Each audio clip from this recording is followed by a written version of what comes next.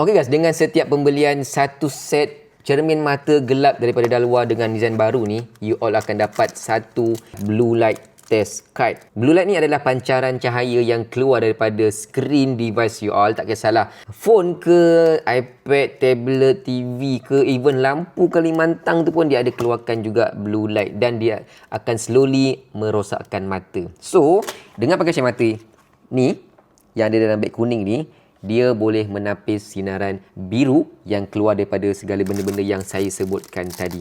So, kita andaikan mata kita dekat bot putih ni. Kita letakkan dekat sini dan kita pancarkan cahaya biru ni.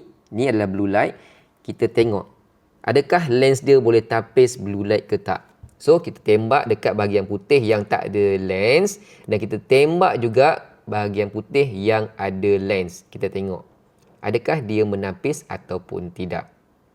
So, the result is yes, dia menapis. Dan blue light tu sangkut dekat ni, sangkut dekat lens ni.